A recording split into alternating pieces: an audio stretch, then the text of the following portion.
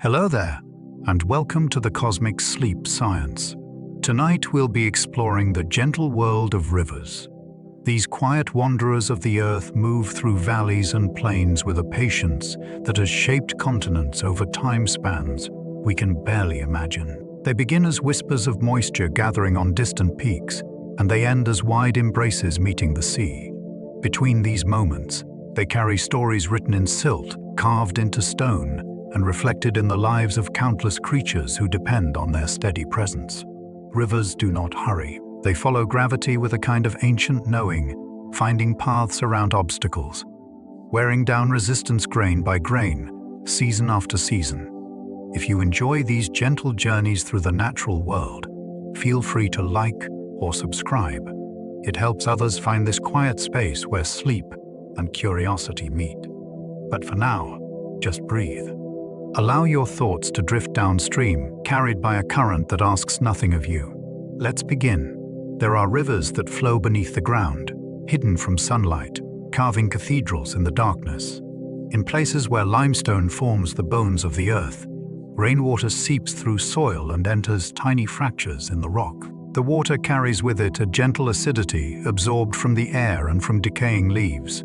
This mild chemistry allows it to dissolve the stone molecule by molecule, widening the cracks over spans of time that dwarf human history. What begins as a hairline fissure becomes, after countless seasons, a passageway large enough for water to flow freely.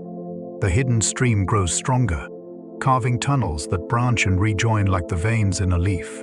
In the absolute darkness of these subterranean channels, water moves with a quiet persistence. It polishes the walls smooth, creates pools that have never known the sun, and shapes formations that hang from invisible ceilings or rise from floors no eye has seen.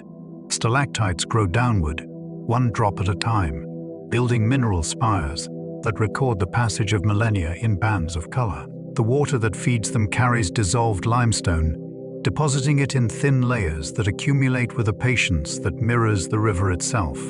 These underground worlds remain largely untouched, known only to the water that sculpts them and the rare creatures who have adapted to perpetual night. Above ground, the landscape may appear unchanged for generations. Hills rise in gentle curves, valleys hold quiet meadows, and forests grow without hint of the hollow spaces beneath. Yet the earth is slowly being reshaped from within, one dissolved grain at a time, by rivers that flow in darkness. Some rivers hold the memory of civilizations that rose and fell along their banks. Long before writing captured the details of daily life, communities gathered where water flowed predictably through the seasons. They learned to read the river's moods, to anticipate when floods would arrive bearing rich soil from distant highlands. These early peoples built their homes on raised ground, positioned just beyond the reach of the highest waters they had witnessed. They dug channels to guide the river's gift into fields, where seeds waited in carefully prepared rows. The rhythm of planting and harvest became synchronized with the river's pulse, a partnership between human ambition and natural cycles. Granaries filled when the timing aligned.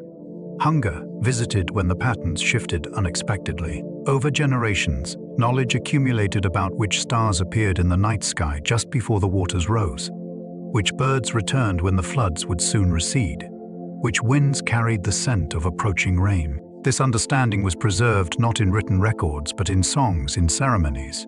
In the careful instruction of elders teaching the young, the river-shaped language and belief became woven into the fabric of culture until it was impossible to separate the identity of the people from the water that sustained them. When climates shifted and the river's behavior changed, when droughts lasted longer than anyone could remember or floods arrived at unexpected times, these civilizations faced challenges that tested every bit of accumulated wisdom. Some adapted, finding new ways to work with altered patterns. Others declined, their populations dispersing to seek more reliable waters. The remnants of their presence now rest beneath layers of silt, waiting for erosion or careful excavation to reveal pottery shards, foundation stones, and the traces of fields that once fed thousands. Rivers carry sediment from mountains to the sea, building new land where currents finally slow. High in alpine regions where peaks scrape the sky, frost shatters exposed rock into fragments. Snowmelt gathers these pieces, carrying them into streams that rush downhill with impressive energy. As tributaries merge and volumes increase, the river gains the strength to transport larger stones, rolling them along the bottom, grinding them smaller with each collision. Farther downstream, where gradients gentles and the river spreads wider, the heavier materials settle out first. Gravel accumulates in broad fans. Sand spreads across the riverbed. The finest particles, clay and silt so light they remain suspended for great distances, continue their journey toward the coast. When the river finally meets the ocean, the collision of fresh water and salt water creates a complex boundary zone. The river's momentum slows dramatically.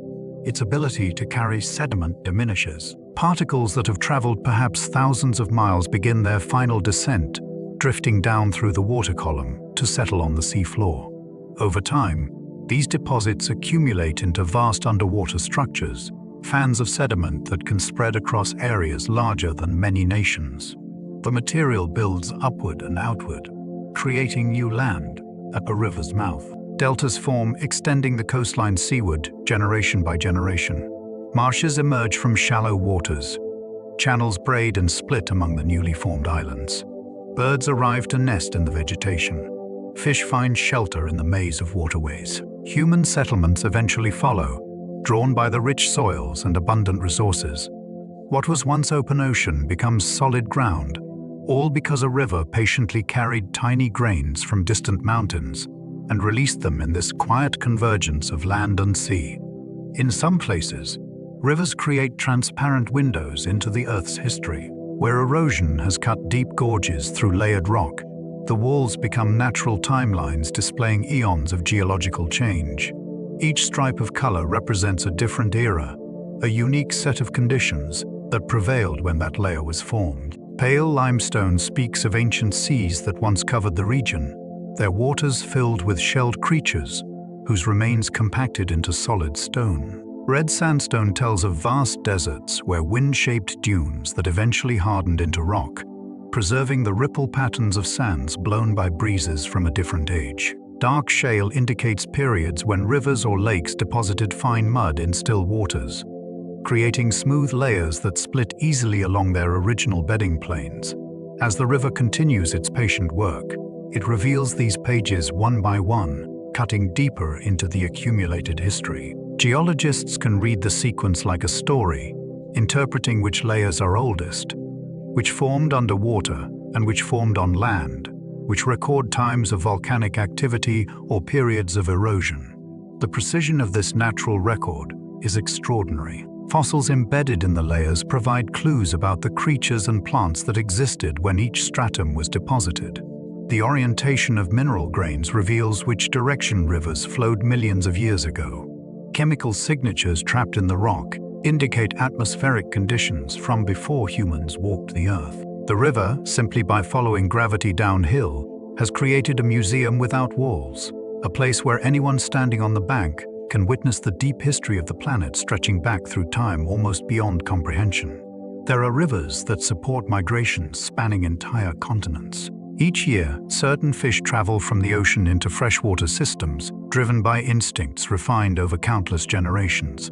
They navigate through coastal waters, locate the correct river mouth among many possibilities, and begin swimming against the current. The journey is arduous. They must leap over waterfalls, push through rapids where the flow threatens to sweep them backward, and navigate past obstacles both natural and human-made. Yet they persist, driven by the need to reach the specific streams where they themselves once emerged from gravel nests. These spawning grounds might lie hundreds of miles inland, in headwaters fed by mountain snowmelt, in gravel beds shaded by overhanging trees. The fish arrive exhausted, but compelled, their bodies transformed by the journey from sleek ocean dwellers to individuals ready for reproduction. They excavate nests in the riverbed, deposit and fertilize eggs, and then, having completed their life's purpose, many perish. Their bodies remain in the stream, breaking down and releasing nutrients accumulated during years at sea. These marine-derived elements spread through the freshwater ecosystem, absorbed by algae and aquatic insects, consumed by resident fish, and even transported into surrounding forests by animals who feed along the banks. Bears catch salmon and carry them into the woods. Birds pluck pieces and drop them among tree roots. The river becomes a conduit not just for water, but for nutrients cycling between ocean and land, connecting ecosystems separated by vast distances. The forests grow taller, the soil grows richer, and the entire web of life in the watershed benefits from these annual migrations that have occurred for time spans longer than human civilizations have existed. Some rivers change color with the seasons, reflecting shifts in the landscapes they drain. In spring, when snowmelt swells the current, the water often runs clear and cold, carrying little sediment because the ground remains frozen or the flow moves too quickly to pick up much material. As temperatures rise and the melt intensifies, the color may shift to milky blue or gray, filled with glacial flour, tiny particles of rock ground to powder by the movement of ice. Summer brings different hues as vegetation grows thick along the banks and tributaries slow down. Organic matter colors the water brown or amber, tannins leached from decaying leaves and forest soil. During autumn, when rains return and flush the landscape, the river may run cloudy with the year's accumulated sediments being carried toward the sea. Each season paints the water differently, a visual marker of the cycles governing the watershed. These color changes affect more than just appearance. The amount and type of sediment in the water influence light penetration, which affects aquatic plants. Temperature fluctuations driven by seasonal inflows determine which species thrive at different times. Fish respond to these changes, moving to areas where conditions suit their needs. Birds time their arrivals to coincide with peak insect hatches or spawning runs. The river's shifting palette is not merely aesthetic. It is a language describing the health and rhythm of an entire ecosystem, readable to those who know how to interpret its subtle variations. Rivers can preserve entire forests as stone. When trees fall into water, they sometimes become buried under layers of sediment before decay can claim them. Over long periods, minerals dissolved in groundwater percolate through the buried wood, gradually replacing organic material with stone while maintaining the original structure. The process is slow, requiring conditions where sediment accumulates quickly enough to shield the wood from oxygen, and where mineral-rich water flows steadily through the burial site. When these conditions align, the result is petrified wood that retains every detail of the original tree. Growth rings remain visible, showing years of plentiful rain and years of drought. The texture of bark is preserved in stone. Even the cellular structure can be maintained at microscopic levels. Some riverbeds hold entire logs transformed this way, hidden beneath younger sediments until erosion or excavation brings them back to light. The wood-turned stone reveals species that grew in the region thousands or millions of years ago, offering glimpses into ancient climates and ecosystems. Colors in the petrified wood come from the minerals that replace the organic material. Iron creates reds and oranges. Manganese produces purples and blacks. Silica often appears white or translucent. The resulting fossils are both scientific records and natural artworks, beautiful artifacts of the river's patient work preserving moments from forests long vanished. In certain river valleys, terraces rise like stairs above the current channel. These flat shelves mark former floodplains, levels where the river once flowed before cutting deeper into the landscape. Each terrace represents a period of relative stability when the river spread across a wide valley floor, depositing sediments during seasonal floods. Then conditions changed. Perhaps the climate shifted, bringing more rainfall that increased the river's erosive power. Perhaps tectonic forces gradually lifted the land, giving the river a steeper gradient to descend. For whatever reason, the river abandoned its former level and began cutting downward, leaving the old floodplain stranded above as a terrace. Over time, multiple such events created a series of steps ascending the valley walls. The lowest terrace is the youngest, most recently abandoned. Higher terraces are progressively older, their surfaces weathered by longer exposure to rain and wind. Vegetation patterns often differ from one level to the next, with older terraces supporting mature forests, while younger ones still harbor pioneer species. These terraces provide valuable information to scientists studying the region's history. Soil samples from different levels reveal changes in vegetation over time. Buried artifacts show where human settlements existed during different eras. The height and spacing of terraces help reconstruct patterns of river behavior, stretching back thousands of years. For the river itself, the terraces are simply markers of a journey through time, evidence of its continuous adaptation to changing conditions as it seeks the most efficient path toward the sea. Some rivers flow through climates so varied that their upper and lower reaches seem to belong to different worlds. A river might begin in high mountains where snow persists year-round, where the air is thin and temperatures rarely rise above freezing.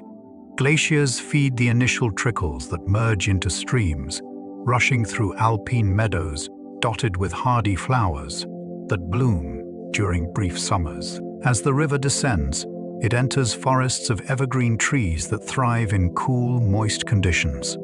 The water, still cold from its mountain origins, supports fish adapted to high oxygen levels and low temperatures. Continuing downhill, the river might emerge into temperate zones where deciduous trees leaf out in spring and shed in autumn, where the water warms enough for different species to thrive. Further still, it could wind through grasslands or even arid regions where water becomes scarce, and the river's presence creates a ribbon of green through otherwise dry landscapes. In its final stretches before reaching the sea, the same river might flow through tropical or subtropical zones, where palm trees lean over the banks and the water runs warm and slow, hosting species that could never survive in the cold headwaters. Throughout this journey, the river remains a continuous entity, yet it connects ecosystems so different, they share almost no species in common.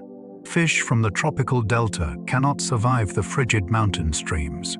Plants from the headwaters would perish in the heat downstream. Yet the water links them all, carrying nutrients and sediments across climate zones, creating a biological corridor that unites disparate environments into a single connected system. Rivers have carved some of the deepest gorges on Earth, cutting through rock over time spans that humble human perception. In places where the land has risen slowly over millions of years, rivers maintained their courses by cutting downward at a pace matching the uplift. The result can be canyons of staggering depth and grandeur, where sheer walls rise thousands of feet above the water. Standing at the rim and looking down, the river appears as a thin ribbon, its sound absorbed by distance. Hiking to the bottom reveals a different world, one of towering cliffs, narrow bands of sky, and the constant presence of the river, whose patient work created this magnificent space. The rock layers exposed in the canyon walls tell stories of ancient seas, vast deserts, periods of volcanic activity, and mountain-building events. Each layer is a chapter in Earth's history, and the river has provided access to this record by cutting through it with relentless determination. The depth of the gorge reflects not just the river's cutting power, but also the immense age of the landscape and the slow tectonic processes that elevated the plateau through which the canyon was carved. In these deep places, temperature and humidity differ markedly from the surrounding plateau. Unique microclimates develop within the canyon, supporting species found nowhere else. The river at the bottom continues its work, still cutting deeper, still transporting sediment, still following the same path it has followed for millions of years, a thread of continuity in a landscape of constant, slow change. Some rivers disappear into the ground and travel through darkness before emerging again into daylight. In regions where soluble rock underlies the surface, water finds cracks and begins dissolving pathways underground. A river flowing across the landscape might encounter such an opening and plunge into it, vanishing from sight. Below ground, the water follows passages carved by earlier flows, navigating through chambers and tunnels where no light penetrates. The river's route might extend for miles beneath hills and valleys, its course determined by the structure of the rock and the fractures within it. During this underground journey, the water continues its work, slowly enlarging the passages, depositing minerals that create formations of extraordinary beauty. Eventually, the river finds an outlet, often at a lower elevation, where the underground passage intersects the surface again. The water emerges from a cave or spring, sometimes with surprising force, as if the earth itself is exhaling a stream. These resurgent rivers carry the same water that disappeared upstream, but the journey through darkness has often changed it. The temperature might be different, stabilized by the insulating effect of the Earth. The chemical composition may have shifted due to dissolved minerals picked up from the surrounding rock. The clarity might be exceptional if the underground journey filtered out sediments. These disappearing rivers demonstrate the complex interplay between surface and subsurface water systems, revealing that the pathways water follows are far more intricate than the simple channels we see from above. Rivers shape the lives of countless species in ways both obvious and subtle. Fish are the most apparent river dwellers, adapted to currents, oxygen levels, and the specific conditions of their home waters. But rivers support far more than fish. Aquatic insects spend crucial life stages in the water, their larvae clinging to rocks or burrowing in sediments before emerging as adults that fill the air above the river. These insects become food for birds, bats, and spiders, linking aquatic and terrestrial ecosystems. Amphibians lay their eggs in quiet backwaters, where tadpoles develop before transforming into adults that divide their time between water and land. Reptiles bask on sunny rocks along the banks or hunt in shallows where prey concentrates. Mammals visit rivers to drink, to cool off during hot weather, to hunt for fish or aquatic plants. Some species, like otters and beavers, have adapted so completely to riverine life that they rarely venture far from water. The vegetation along riverbanks, nourished by reliable moisture and periodic floods that deposit nutrient-rich sediments, grows lush and diverse. These riparian forests provide habitat for countless birds, insects, and mammals. The trees stabilize banks with their roots, preventing erosion. Their leaves fall into the water, providing food for aquatic organisms and beginning nutrient cycles that benefit the entire ecosystem. Even the microbes living in river sediments play crucial roles, breaking down organic matter, cycling nutrients, and forming the base of food webs that support larger creatures. The river is not just water flowing between banks, it is a community of interdependent lives, each species occupying a niche, each contributing to the whole in ways that maintain the system's balance and resilience. Some rivers freeze in winter, transforming from flowing water to static ice, yet life persists beneath the frozen surface. As temperatures drop, ice crystals begin forming at the river's surface, especially in calm stretches where the water moves slowly. The ice thickens gradually, forming a solid cap that insulates the water below from the coldest air temperatures. Beneath this frozen ceiling, the river continues to flow, though often at reduced volume and speed. Fish retreat to deeper pools, where oxygen levels remain adequate and temperatures stay above freezing. They become less active, conserving energy during the lean winter months when food is scarce. Aquatic insects overwinter in various life stages, some buried in sediments, others clinging to submerged vegetation or rocks. The ice above transforms the river's relationship with the surrounding landscape. Snow accumulates on the frozen surface, adding weight and further insulating the water below. In some regions, the ice grows thick enough to support the weight of large animals crossing from one bank to the other, creating temporary bridges that alter movement patterns and predator-prey dynamics. When spring arrives and temperatures rise, the breakup of ice can be dramatic. Meltwater from the watershed increases the river's volume and speed. Pressure builds beneath the ice until cracks form and spread. Huge sheets break free and jostle downstream, sometimes jamming against obstacles and creating temporary dams that cause flooding. The transition from ice to flowing water marks a seasonal rebirth, a time when life in and around the river surges back to full activity. After winter's quiet pause, rivers have been highways for human exploration and trade since time immemorial. Before roads spanned continents, rivers provided the most efficient routes for moving people and goods across landscapes. A boat could carry far more than a person could haul overland. The current assisted downstream travel, while techniques like poling, rowing, or sail power made upstream journeys possible. Settlements naturally arose along navigable rivers, positioned to take advantage of these water routes. Trade goods traveled from region to region along river systems, exchanging materials and ideas between distant cultures. Furs from northern forests moved downstream to markets in southern cities. Grain from fertile plains traveled to coastal ports. Manufactured goods journeyed upstream to frontier settlements. The rivers became corridors of cultural exchange, as well as commercial routes. Languages borrowed words from trading partners encountered at river junctions. Artistic styles blended as craftspeople saw designs from distant regions. Technologies spread along waterways, innovations flowing from one community to the next.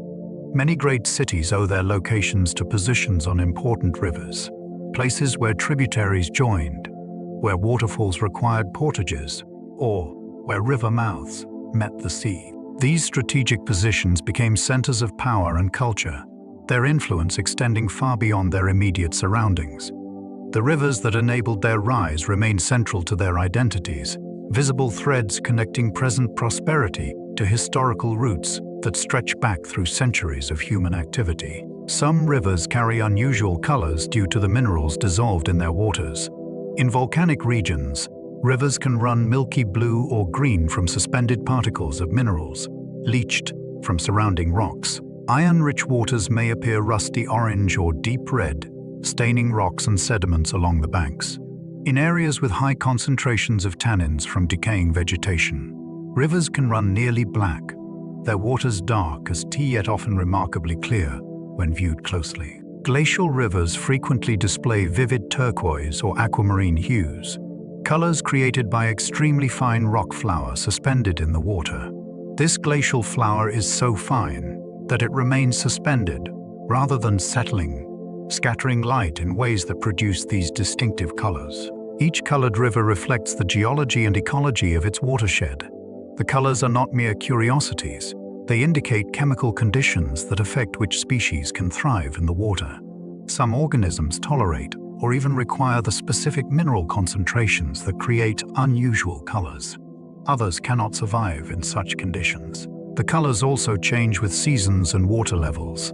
A river running clear during low flow might turn chocolate brown during floods, when sediments are stirred up and carried in suspension. These transformations remind observers that rivers are dynamic systems, constantly adjusting to changing inputs from their watersheds. Their colors a visible manifestation of invisible chemical and geological processes. Rivers can create their own natural levees through the process of repeated flooding. When a river overflows its banks, the water carrying sediment spreads across the floodplain. As it leaves the main channel, the water immediately slows because it is no longer confined.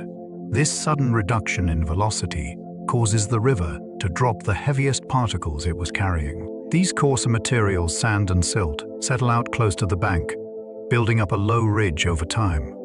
With each successive flood, more material is added to this ridge, gradually raising it above the surrounding floodplain. The finest sediments, clay particles that remain suspended longer, are carried farther from the channel before settling.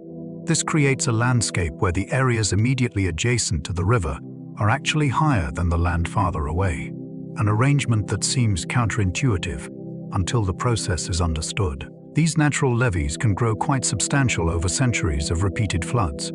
They influence where water flows during subsequent floods, often confining the river more effectively to its channel, until a particularly large flood overtops the levees. In some cases, the levees become so pronounced that the river actually flows above the elevation of the surrounding plain, held in place by its self-created embankments. If a levee is breached during a major flood, the river may burst through and carve an entirely new channel across the floodplain, abandoning its former course and beginning the process of building new levees all over again. These natural structures demonstrate how rivers engineer their own landscapes through the simple physics of flowing water depositing sediment. Some rivers have carved paths through mountains that were rising even as the river cut downward. This remarkable phenomenon occurs when tectonic forces push land upward at a rate the river can match with its erosive power. As the mountains rise, the river maintains its course by cutting through the uplifting rock, creating deep gorges that slice directly through mountain ranges, rather than flowing around them. The result can be spectacular, narrow canyons with sheer walls rising thousands of feet. The river at the bottom still following the path it established millions of years ago when the land was much lower. These antecedent rivers, as geologists call them, are evidence of the immense timescales over which landscapes evolve. The struggle between uplifting land and eroding water can continue for millions of years, with neither force achieving permanent victory. The river persists in its course, cutting deeper to maintain its gradient, while the mountains continue rising around it. The exposed rock in these canyons often shows dramatic folding and faulting, evidence of the tectonic forces that created the mountains. Studying these features helps scientists understand the history of mountain building in the region and the rates at which different geological processes operate. For the river itself, the deep canyon represents continuity, an unchanging path through a transforming landscape, a liquid thread connecting past and present across eons of geological time. Rivers transport not just water and sediment, but also woody debris that creates important habitat. When trees fall into rivers, either from natural bank erosion or from floods undercutting root systems, they don't simply float away and disappear. Many become lodged against rocks, trapped in narrow sections, or tangled with other debris. These logjams can persist for years or even decades, creating complex structures that transform the river's ecology. The wood provides surfaces for algae and biofilms to colonize. Insects find shelter in submerged bark and branches. Fish use the calm water behind logjams as refuge from strong currents, especially during high flows when most of the river becomes difficult to navigate. Young fish particularly benefit from these quiet pockets where they can feed and grow without being swept away. The logjams also affect how sediment moves through the system. They trap sand and gravel, creating pools downstream and forcing the current to scour deeper channels around them. Over time, sediment accumulation behind a logjam might create a new surface that vegetation colonizes, essentially building new land in the middle of the river.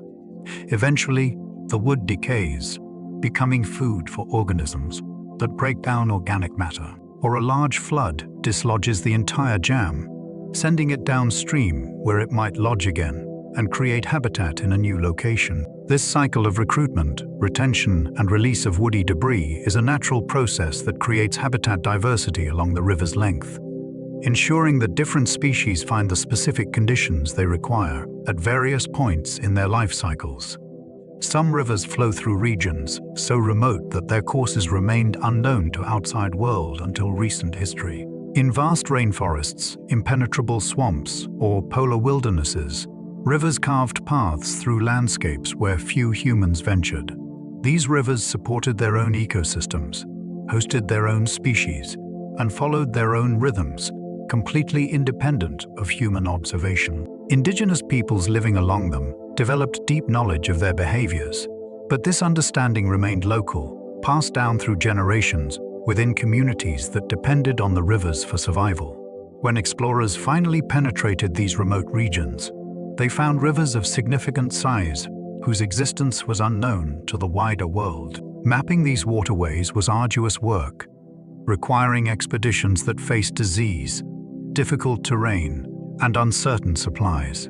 The discoveries often reshaped geographical understanding, revealing watersheds of unexpected size and complexity. Even today, in the age of satellite imagery, some river systems in extremely remote or inaccessible regions retain elements of mystery.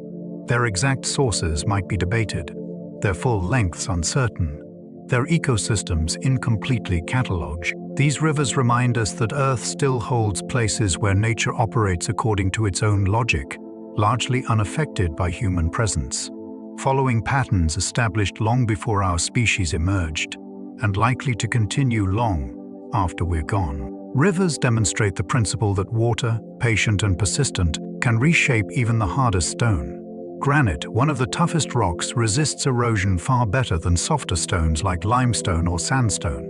Yet given enough time, rivers cut through granite too, creating gorges and canyons through sheer persistence. The river doesn't attack the stone with sudden force. Instead, it works constantly, every hour of every day, year after year, century after century. Water molecules don't cut rock, but the sediment carried by the water does. Sand and pebbles tumbling along the riverbed act like natural sandpaper, gradually wearing away even resistant surfaces. During floods, when the river's volume and speed increase dramatically, larger rocks are set in motion, colliding with the bedrock and chipping away fragments. Chemical processes also contribute, as water containing dissolved acids from soil and vegetation slowly breaks down minerals in the rock. Temperature changes cause the rock to expand and contract, creating microscopic cracks that water exploits, gradually widening them. Over geological timescales, these processes add up to impressive results.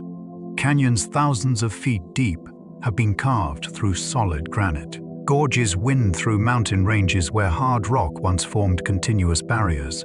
The river's victory over stone is not a matter of superior strength, but of infinite patience, a demonstration that persistence over time can achieve what no amount of momentary force could accomplish. This lesson applies beyond geology, suggesting that many forms of change occur not through dramatic events, but through consistent, incremental effort sustained across longer periods than any single lifetime can encompass.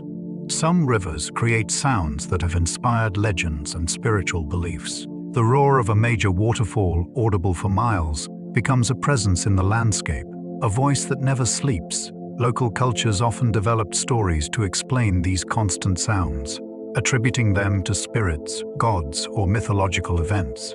Rapids that hiss and thunder through rocky channels seem to speak in a language older than words. In some river valleys, unusual acoustic effects occur where canyon walls reflect and amplify sounds, creating echoes that could be interpreted as voices or warnings. Whirlpools might produce low humming notes as water spirals through them. Riverbanks of certain compositions produce peculiar sounds when water levels drop and air escapes from hollow spaces in the sediment. These natural phenomena, mysterious to peoples who encountered them, became woven into cultural traditions. Sacred sites developed at locations where the river's voice seemed particularly strong. Rituals were performed to honor or appease the perceived spirits of the water. Coming-of-age ceremonies might involve journeys to significant points along the river. Even in modern times, the sounds of rivers affect human psychology in measurable ways. The white noise of flowing water can induce relaxation and improve sleep quality. The rhythmic sounds of gentle currents help focus meditation. The thunderous power of major rapids inspires awe and respect. These responses might be partly learned cultural associations developed through exposure, but they may also tap into something deeper, an ancient connection between human consciousness and the elemental presence of moving water, a relationship that predates language and persists across all cultures that have lived beside rivers. Rivers play crucial roles in global climate regulation through processes that operate across vast scales. Water evaporating from river surfaces contributes to atmospheric moisture, feeding cloud formation and precipitation cycles. In tropical regions, this effect can be dramatic, with large river systems essentially recycling water through the atmosphere, creating weather patterns that extend far beyond the immediate watershed. The Amazon basin, for instance, generates so much evaporation from its rivers and forests that it influences rainfall patterns across South America and even into neighboring continents. Rivers also transport heat, moving warm water from tropical regions toward higher latitudes, or carrying cold water from mountain sources into warmer lowlands. This heat transport, though smaller in scale than ocean currents, still influences local and regional climates. The sediments rivers carry to the ocean affect marine ecosystems that play crucial roles in global carbon cycling. Nutrients delivered by rivers support phytoplankton blooms that absorb carbon dioxide from the atmosphere. When these organisms die and sink, they carry carbon to the deep ocean, effectively removing it from the atmospheric system for long periods. Rivers also transport dissolved carbon from terrestrial ecosystems to the ocean, a crucial component of the global carbon cycle. Human activities that modify river systems, dams that change flow patterns, land use changes that alter sediment loads, pollution that affects water chemistry, can therefore have implications that extend beyond the immediate river environment, potentially influencing climate processes that operate on continental or even global scales. The complexity of these interconnections is still being unraveled by researchers, but the fundamental principle is clear. Rivers are not isolated features, but integral components of Earth's climate system. Some rivers have inspired artistic and literary works that have shaped cultural consciousness. The Mississippi River flows through American literature as a recurring symbol, from Mark Twain's depictions of life on its waters to countless other works that use it to represent themes of journey, change, and the American experience. The Ganges occupies a central place in South Asian spirituality and cultural expression. Its waters considered sacred in Hinduism, its banks the setting for rituals and ceremonies that have continued for millennia. The Thames winds through British history and literature, appearing in works from Dickens to Conrad, its changing character reflecting the evolution of London, from medieval city to imperial capital to modern metropolis. These rivers become more than geographical features. They transform into cultural symbols laden with meaning. Artists paint them in all lights and seasons, trying to capture their changing moods. Poets use them as metaphors for time's passage, for the flow of life, for boundaries between different states of being. Composers create music inspired by their movements, attempting to translate liquid motion into sound. This artistic response to rivers speaks to something fundamental in human consciousness, an attraction to flowing water that goes beyond its practical utility.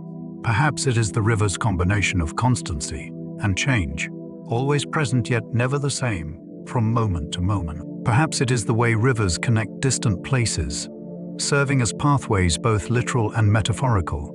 Whatever the source, rivers have persistently inspired creative expression across cultures and throughout history, suggesting that they touch something essential in how humans understand and navigate the world. Rivers can preserve archaeological materials through processes that would destroy them elsewhere. In most environments, organic materials like wood, fabric, and plant matter decay relatively quickly, broken down by bacteria, fungi, and insects. But in river sediments, especially when materials become buried quickly and deeply, conditions can prevent or slow this decay.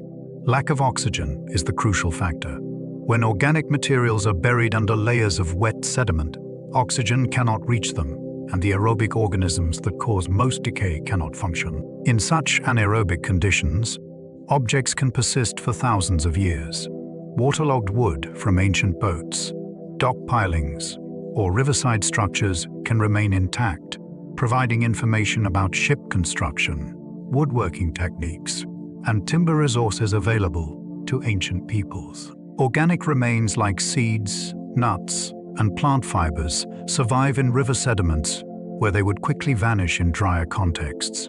Even delicate materials like textiles occasionally preserve, offering rare glimpses into ancient clothing and weaving technologies.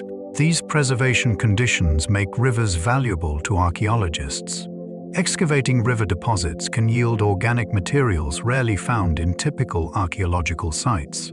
Of course, rivers also destroy archaeological evidence through erosion, carrying away sites and scattering their contents. The relationship is complex. Rivers both preserve and destroy, creating a selective archive that offers certain types of evidence while erasing others. Understanding this selective preservation helps archaeologists interpret the incomplete record that survives, recognizing both what rivers protect and what they wash away forever. Some rivers undergo dramatic seasonal transformations that completely alter their character. Monsoon-fed rivers in South and Southeast Asia might shrink to modest streams during dry seasons, their beds partially exposed, rocks and sandbars emerging from water that once covered them completely. Then monsoon rains arrive, and within days or weeks, the same rivers transform into raging torrents, their volumes increasing tenfold or more, their brown waters spreading across vast floodplains. Villages and fields that seemed far from the river during dry months find themselves at water's edge, or even inundated. The rivers become highways of flowing power, carrying enormous loads of sediment, uprooting trees, and reshaping their channels. This seasonal pulse governs life throughout the watershed. Farmers time their planting to the floods, which deposit nutrient-rich sediments and provide moisture for crops. Fish migrate with the changing waters, moving into flooded forests to spawn when waters rise, then retreating to permanent channels when floods recede.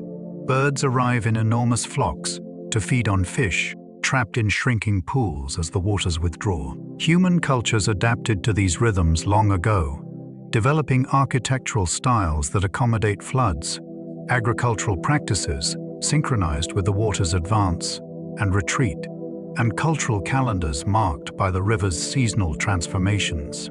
In regions where these rhythms have persisted for millennia, they've become fundamental to cultural identity, woven into religion, art, and social organization in ways that make the river's pulse inseparable from the heartbeat of human communities along its banks. Rivers carry the chemical signatures of the landscapes they drain, making them valuable indicators of environmental change. Water flowing through different types of rock and soil picks up dissolved minerals characteristic of those materials. Limestone regions produce waters rich in calcium carbonate, often slightly alkaline. Granitic areas yield water with different mineral profiles, typically more acidic due to the presence of certain minerals that react with water to produce weak acids. Volcanic regions can contribute unusual elements depending on the specific chemistry of local rocks. These dissolved substances create a kind of fingerprint that identifies where the water has been and what it has encountered. Scientists can use this information to trace water sources, understand groundwater contributions to rivers, and identify pollution sources. Changes in a river's chemistry over time can signal shifts in land use within the watershed, climate changes affecting weathering rates, or the introduction of contaminants from human activities. Monitoring stations positioned along major rivers track these chemical parameters continuously, creating datasets that reveal patterns and trends invisible to casual observation. A gradual increase in certain nutrients might indicate agricultural intensification in the watershed. Rising acidity could signal industrial pollution or changes in atmospheric chemistry. Variations in mineral content might reflect changes in groundwater contributions during droughts or floods. This chemical dimension of rivers adds another layer to understanding them, revealing processes invisible to the eye but crucial to the health of aquatic ecosystems and the suitability of the water for human use. The river becomes a moving laboratory, constantly providing data about the environmental conditions in the vast area it drains. Some rivers create natural bridges through processes of erosion and deposition working in concert. Where a river curves tightly, the outer bank experiences the strongest erosive force as the current slams against it. Over time, this erosion can cut deeply into the bank, creating an alcove or cave. If the river happens to form a very tight meander, almost doubling back on itself, erosion might work on both sides of the narrow neck of land, separating two parts of the curve. Eventually, during a flood, the river might break through this narrow barrier, creating a shortcut and abandoning the old meander loop. What remains is an arch of rock or soil spanning what is now a dry former riverbed. These natural bridges can be quite substantial, wide enough and strong enough to support vegetation, animals, and even human traffic. They stand as monuments to the river's former path, evidence of when the water flowed beneath what is now a spanning arch. Over longer time periods, weathering might cause these bridges to collapse, returning the material to the landscape. But while they stand, they create unique habitats. Birds nest on them. Plants grow in soil accumulated on their surfaces. Animals use them as crossings. The formation of such bridges demonstrates how erosion, typically thought of as a destructive force, can create as well as destroy, sculpting landforms of great beauty and utility through patient work over extended time. Rivers have served as political boundaries throughout history, though this practice carries complications. A river seems like an obvious dividing line, clear, visible, difficult to dispute. Many national and regional borders follow rivers for this reason. However, rivers are dynamic features that don't respect human agreements about where they should flow. Over time, erosion shifts banks, floods carve new channels, and the river's course migrates across its floodplain. What happens to political boundaries when the river moves? Does the border follow the river to its new position, potentially transferring land from one jurisdiction to another without any negotiation or agreement? Or does the border remain fixed at the river's former location, creating an awkward situation where the boundary no longer follows any visible landmark? Different legal traditions have answered these questions differently. Some hold that borders move with gradually shifting rivers, but remain fixed if the river changes course suddenly during a flood. Others maintain that boundaries are established at specific coordinates and don't change regardless of where the river flows. These differing interpretations have led to numerous disputes, some persisting for decades, over territory that changed hands not through conquest or negotiation, but through the natural wandering of a river. Islands in border rivers create particular complications, sometimes changing sovereignty based on which side of the main channel they lie, and sometimes shifting between countries as channels shift around them. These practical difficulties haven't prevented rivers from serving as boundaries. Their advantages as visible markers are too significant, but they've created a complex body of law and diplomacy, addressing the challenges of using dynamic natural features as fixed political divides. Some rivers support species found nowhere else on Earth, making them irreplaceable reservoirs of biodiversity. Isolation creates these unique assemblages. A river system separated from others by mountains, deserts, or other barriers becomes its own evolutionary laboratory. Fish populations unable to move between watersheds diverge from their relatives in other rivers, adapting to local conditions and gradually accumulating differences until they become distinct species. Over millions of years, a single river basin can develop dozens or even hundreds of species found nowhere else. The Colorado River system in North America hosts numerous fish species that evolved in its unique conditions and exist only within its watershed. The ancient Lake Baikal in Russia, fed by rivers and essentially a giant river system itself, contains thousands of endemic species found nowhere else on the planet. River systems in Madagascar, isolated when the island separated from mainland Africa millions of years ago, evolved their own distinctive aquatic life. These endemic species represent evolutionary experiments that can never be repeated. If they're lost, that unique combination of genetic information, behavioral adaptations, and ecological relationships vanishes forever. This makes river conservation particularly urgent. Protecting a river system isn't just about maintaining water quality or flow. It is about safeguarding entire branches of the tree of life that exist nowhere else.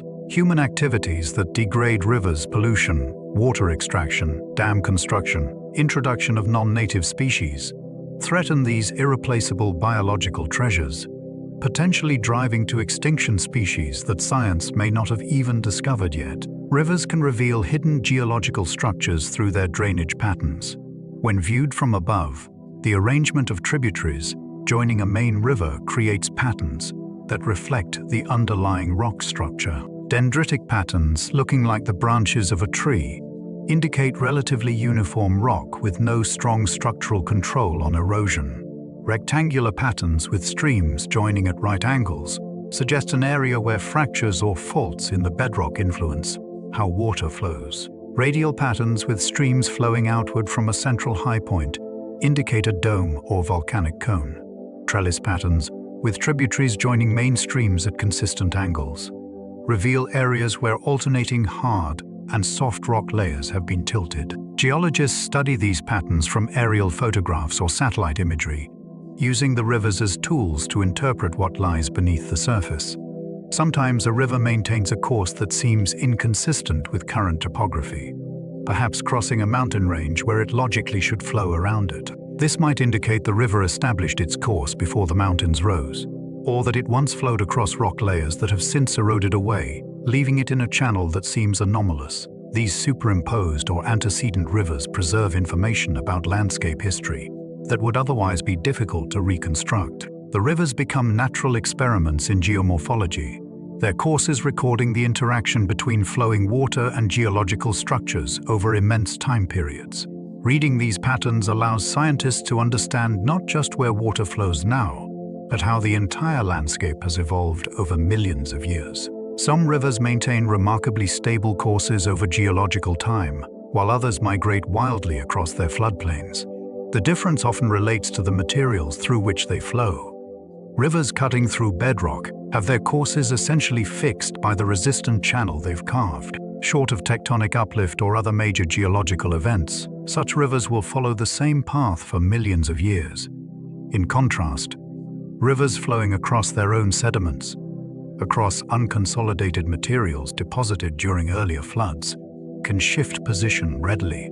The water seeks the lowest path across the floodplain. When sediment deposits raise the channel bed, the river may abandon that route during a flood and carve a new channel elsewhere on the plain. Over centuries, this process can move the river's position by miles. Looking at sediment cores from such floodplains reveals a complex record of old channels, point bars, and floodplain deposits, each representing a different phase in the river's wandering history. Some rivers have oscillated back and forth across their floodplains so many times that virtually the entire plain is composed of river deposits. Sands, silts, and gravels, laid down at different times as the channel occupied different positions. This mobility has significant implications for human settlements. What seems like safe ground well away from the river might actually be within the zone where the river has historically wandered. Over time, spans of centuries, that safe location might end up on the river bank, or even in the channel as the river shifts. Conversely, current riverfront property might end up stranded far from the water as the channel migrates away. Ancient civilizations recognized this dynamic through hard experience, often choosing to build important structures on high ground, genuinely safe from the river's wandering, rather than on the floodplain itself. Rivers transport more than water and sediment. They carry heat energy that influences regional climates. Cold mountain streams fed by snowmelt or glaciers bring frigid water into warmer lowlands, creating cool microclimates along their banks even during hot summers. Vegetation along such rivers can include species more typical of higher elevations, thriving in the cooler conditions created by the river's presence. Conversely, rivers flowing from warmer regions into cooler areas transport heat.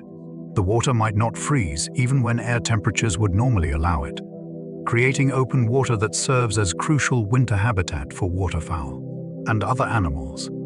On larger scales, major rivers transport significant heat from one region to another. The total heat energy carried by water flowing through a large river is substantial, and where that water enters the ocean, it can influence local sea temperatures and, consequently, weather patterns. Some rivers discharge such large volumes of fresh, warm water into the ocean that they create plumes extending far from shore, areas where salinity and temperature differ from surrounding waters. These plumes can influence ocean currents, affect marine life distributions, and even impact hurricane formation or intensity. The Mississippi River's discharge into the Gulf of Mexico, the Amazon's outflow into the Atlantic, the Ganges-Brahmaputra Delta's contribution to the Bay of Bengal, all create oceanographic features with consequences extending far beyond the simple addition of fresh water to salt. The rivers serve as arteries connecting terrestrial climate systems with oceanic ones, exchanging heat, water, and nutrients between Earth's major environmental realms. Some rivers have inspired pilgrimages and spiritual journeys that continue across generations. The Ganges in India draws millions who come to bathe in waters considered sacred, to conduct rituals for deceased relatives, or simply to experience spiritual renewal in the river's presence. The Jordan River holds significance for multiple religious traditions, its waters associated with crucial events in religious narratives. These spiritual connections transform rivers from physical features into sacred landscapes where the material and spiritual worlds. Pilgrims travel hundreds or thousands of miles to reach these waters, making journeys that parallel the river's own long paths from source to sea. The act of pilgrimage along or to a river can itself be transformative, a physical journey reflecting an interior spiritual one. Walking beside flowing water, following it toward its source or downstream toward its ocean destination, provides time for reflection and a powerful metaphor for spiritual seeking. The river's continuous motion despite obstacles, its patient wearing away of resistance, its ability to adapt its course while maintaining its essential nature, all offer lessons applicable to human spiritual development. Some traditions involve circumambulating sacred mountains from which holy rivers flow, treating the journey around the source as a particularly powerful spiritual practice. Others focus on specific sites along the river where spiritual masters lived, taught, or achieved enlightenment. The river becomes a thread connecting these sacred sites, a living path through a spiritually charged landscape, even for those not following specific religious traditions. Rivers often evoke contemplative states, their flowing waters and constant gentle sounds creating conditions conducive to meditation and inner quiet. Rivers play crucial roles in nutrient cycling within their watersheds and beyond. As water flows across landscapes, it dissolves and transports nutrients from soils and rocks. Nitrogen and phosphorus, essential for plant growth, enter rivers from natural weathering processes and from decomposing organic matter. Aquatic plants and algae absorb these nutrients, incorporating them into their tissues. When these organisms die or are eaten by animals, nutrients move up food chains and through the ecosystem. Some nutrients settle to the river bottom in sediments, where they may remain for long periods or be released back into the water under certain chemical conditions. During floods, rivers transport nutrients onto floodplains, enriching soils and supporting the lush vegetation often found along riverbanks. These nutrient subsidies can be substantial, effectively fertilizing large areas and supporting plant growth rates far exceeding what local soils alone could maintain. When rivers reach the ocean, they deliver nutrients that support coastal and marine ecosystems. Nutrient-rich river water mixing with seawater creates some of the ocean's most productive zones. Estuaries and coastal areas near river mouths often support abundant fisheries, sustained by the fertility carried from far inland. This nutrient transport connects ecosystems across vast distances and diverse environments. Forests growing in mountains contribute nutrients that eventually support marine fish hundreds of miles away. In turn, fish that migrate from oceans into rivers transport marine-derived nutrients upstream, carrying them into terrestrial ecosystems. When they're caught by bears or eagles, and their remains are scattered in forests. These cycles create connections that link seemingly separate ecosystems into integrated systems where nutrients flow through multiple pathways, supported by the river's role as transporter and connector. Some rivers have been objects of scientific study for so long that they've contributed fundamentally to developing concepts in multiple disciplines. The Nile's annual flood cycle, so regular and so important to ancient Egyptian civilization, led to early developments in astronomy and calendar, making as scholars sought to predict the floods. Rivers throughout Europe contributed to the development of geology in the 18th and 19th centuries as scientists studied sediments, fossils in river deposits, and river erosion processes. The Mississippi River has been a focus of study in river engineering and floodplain management for over a century. With lessons learned there applied worldwide. Tropical rivers have contributed crucially to understanding rainforest ecology, nutrient cycling in high-diversity environments, and the impacts of deforestation. Arctic and subarctic rivers have illuminated processes in permafrost regions and responses to climate change. Each well-studied river becomes a sort of outdoor laboratory where theories can be tested and observations can refine understanding. Long-term datasets from these rivers are invaluable, showing changes over decades that reveal trends invisible in shorter-term studies.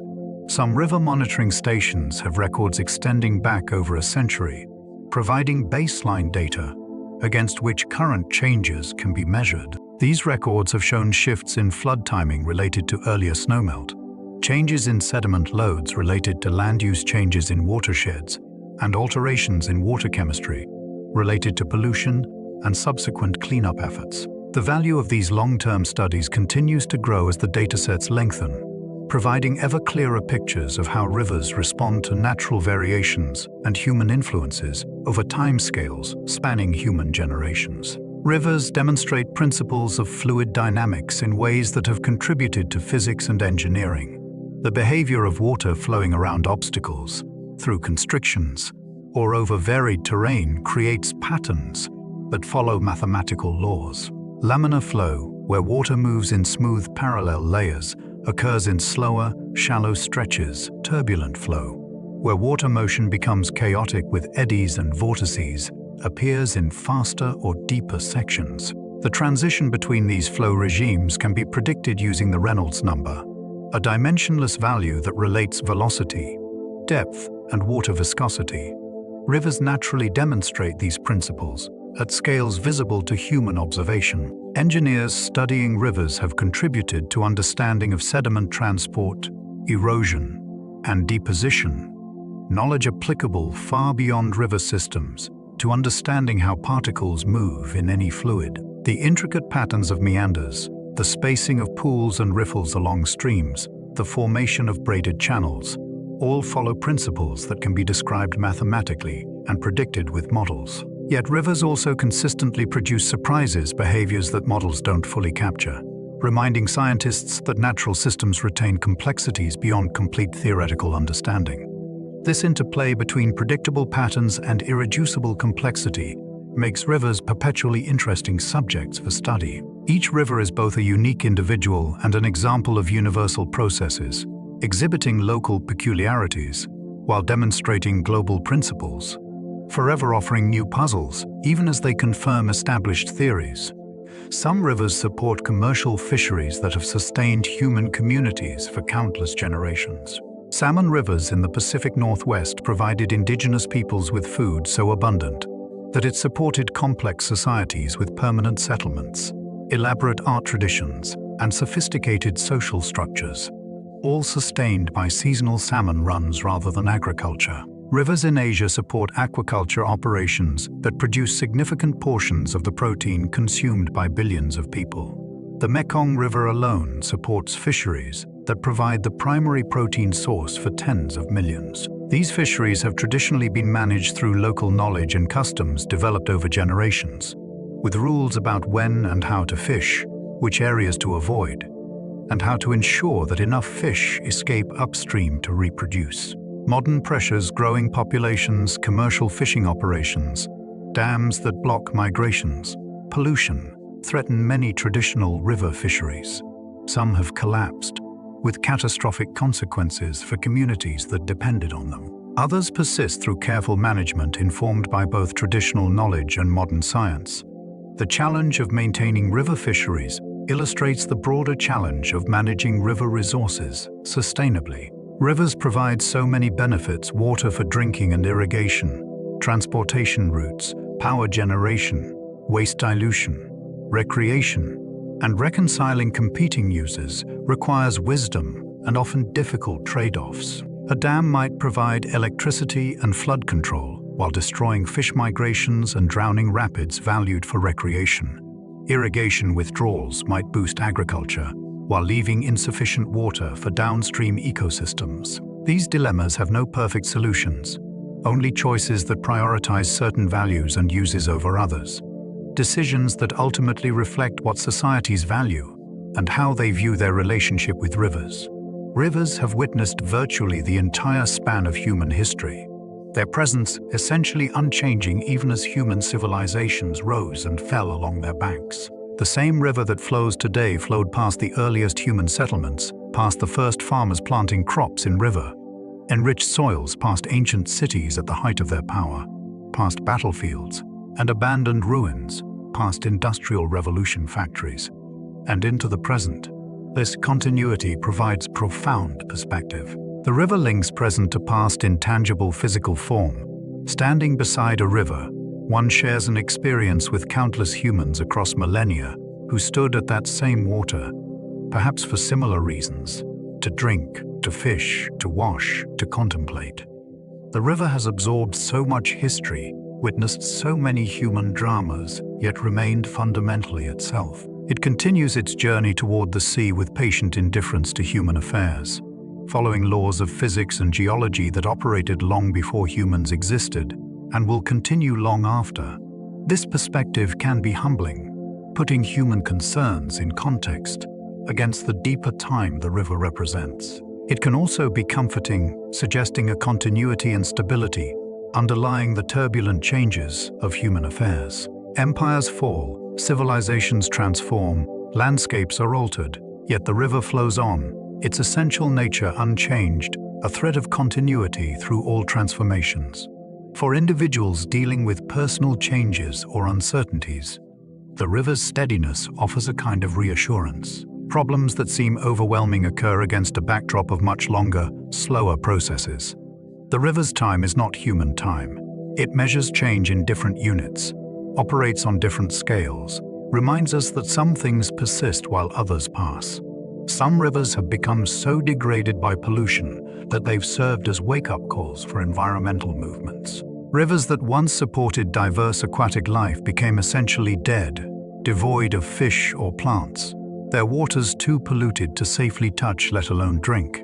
Some even caught fire when floating oil and chemicals ignited. These catastrophic failures made visible the consequences of treating rivers as waste disposal systems, assuming their flows would dilute and carry away pollution without consequence. The sight of dead rivers, combined with scientific evidence of pollution spread through food chains and impacts on human health, helped catalyze environmental regulations in many countries during the late 20th century.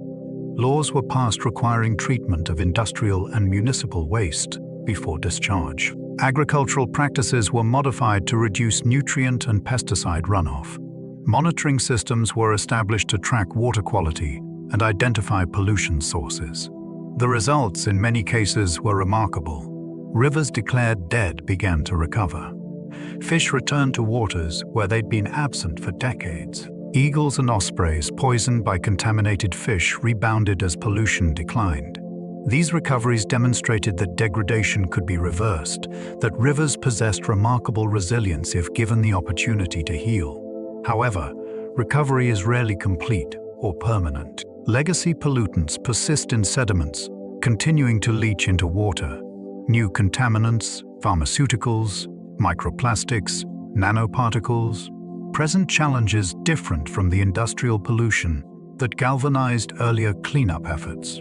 Climate change alters river flows and temperatures in ways that stress aquatic life. Maintaining river health requires sustained commitment and adaptation to emerging challenges. The rivers that sparked environmental awakenings continue to teach lessons about humanity's relationship with nature and the ongoing work required to maintain the health of the waters, on which all life depends. Rivers create soundscapes that vary with season, flow, and location. The gentle burble of a small stream over pebbles differs entirely from the thunder of major rapids, or the subdued whisper of a slow, deep river winding through flatlands. These sounds change with the seasons as flow volumes vary. Spring snowmelt might transform a quiet creek into a rushing torrent whose roar carries across valleys. Summer's low flows reduce the sound to intermittent trickles over exposed rocks. Autumn rains bring fresh surges and renewed voice. Winter might silence portions with ice while leaving others singing beneath a frozen ceiling. The acoustic environment along a river influences which animals can communicate effectively. Birds whose songs would be drowned out by loud rapids might avoid those areas or adjust their singing to frequencies that carry above the noise. Frogs and insects calling for mates must contend with the river's sounds, either timing their calls during quieter moments or evolving calls that transmit effectively despite the background. For humans, river sounds have served practical purposes. Experienced river runners can hear obstacles ahead, distinguishing the sounds of different rapid features and navigating accordingly. The sounds also influence human perception and emotion. Gentle river sounds often promote relaxation, while the thunder of powerful water inspires awe. These responses might partly be learned cultural associations, but they may also connect to deeper instincts. Ancient human experience of water as both life-sustaining resource and potential danger. The acoustic dimension of rivers adds richness to the experience of encountering them, engaging senses beyond sight and creating immersive environments that affect visitors in subtle but significant ways. Some rivers undergo transformations in chemical composition as they flow from source to sea. Headwater streams often emerge from springs or snowmelt remarkably pure, containing few dissolved substances.